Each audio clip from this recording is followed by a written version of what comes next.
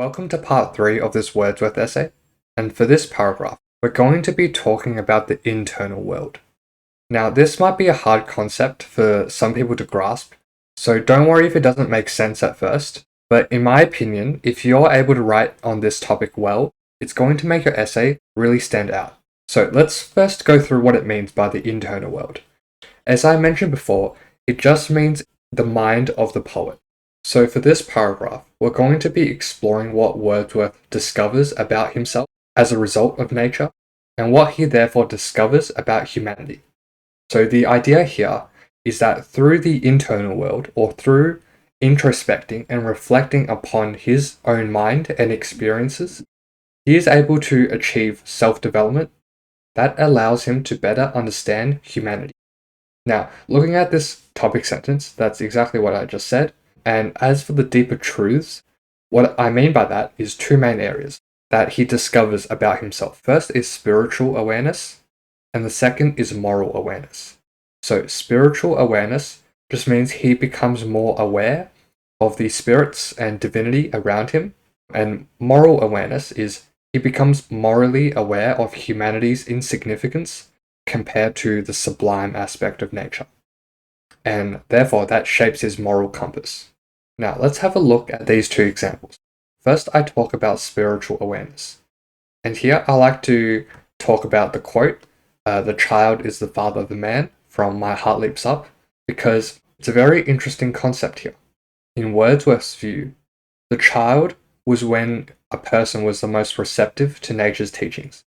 And that's why he yearns for the wonder of the child. And by that, I just mean the open-mindedness of a child, because the child was the closest thing to divinity. And what I mean by that is, if you think about a child, they don't know what's wrong, what's right. It's very open to learning new things. And that's what Wordsworth really appreciates.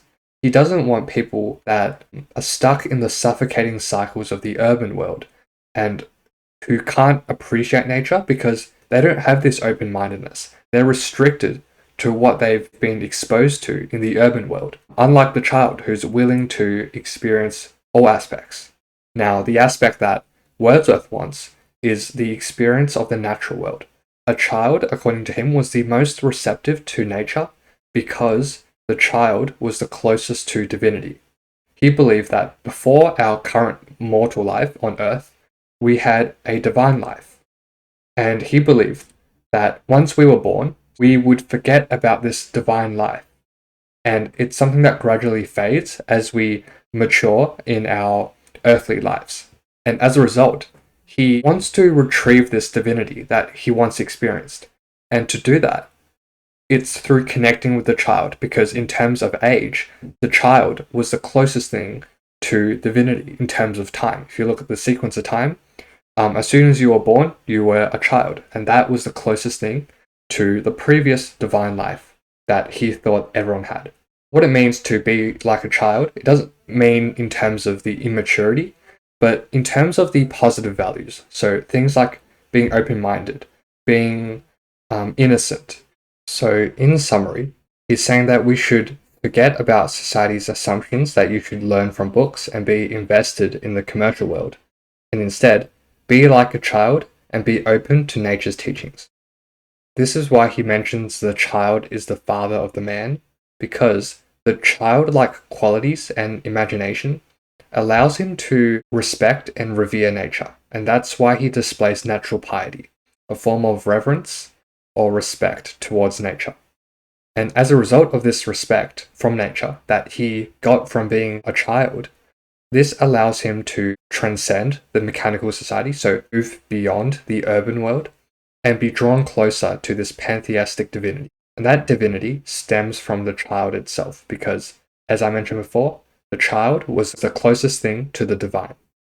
Hopefully that makes sense for the spiritual awareness, but it's basically when Wordsworth reflects on his experiences in nature, especially when he's a child, it allows him to be connected with these spirits that we were once connected to. Okay, moving on from the spiritual aspects, now we're moving on to the more moral aspects. And this is where we're introducing the more terrifying aspects of nature. And this is best seen through the prelude. We can see this is where the sublime concept comes in. Now, the sublime just means a sight that provokes both awe and terror, is a brief summary of it. And it's mostly terror in this case, but it's awe afterwards. So you can choose any quote from the prelude, but I quite like the huge cliff that strode after him. And if you have a look at the prelude, there's this running conceit of these experiences being impressed in his mind. And what that means is that nature is leaving this mark in his memory, and what that does is it's gradually shaping his values, his morals, and his perception.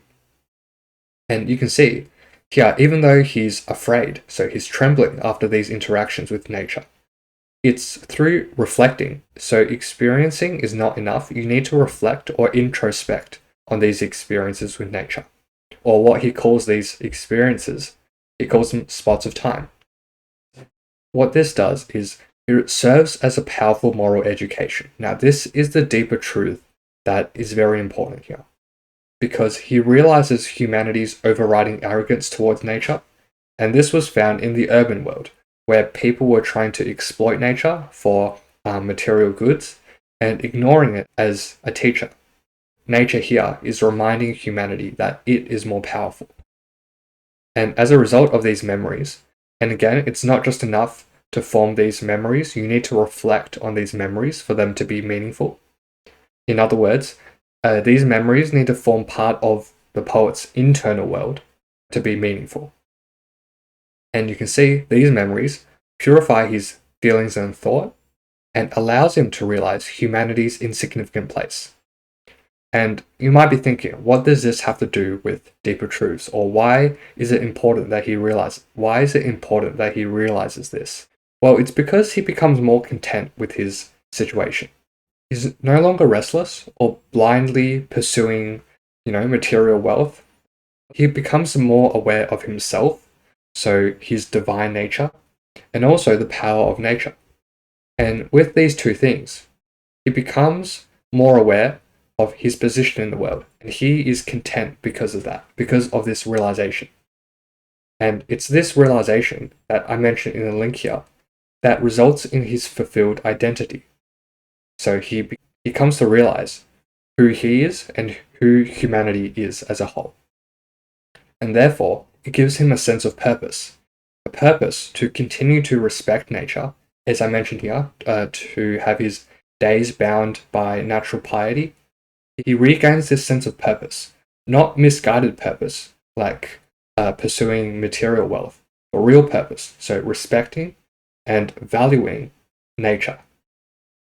So hopefully that makes sense as this internal world. If you do have any questions, please mention it in the comments below. But other than that, I do have the conclusion here, but it's nothing too fancy. It's basically just 3 sentences, but the first 2 is just a summary of your contention, so you can have a read here. And then the last sentence, again, I just like to finish off with a quote, so you can have a read of that. And it's perhaps good to talk about the legacy. And I really like this quote from Heaney. So it's only through establishing unmediated relations between nature and human nature is it possible to achieve a regeneration of the world. So unmediated relations between nature and human nature, if you think about what I just said in the 3rd paragraph, it's about reconciling our nature, so our morals and interests, with the natural world, with the sublime aspect. And it's only when we learn not to be arrogant and learn to respect nature can we actually regenerate the world. So can we actually remove all the evils present in the urban world? So greed, arrogance, immorality. How do we remove that? How do we regenerate this world? It's through realigning your perception along a more humbler axis and learning to respect nature. So hopefully that makes sense. And any questions, please leave them down below. And I hope you enjoyed this analysis.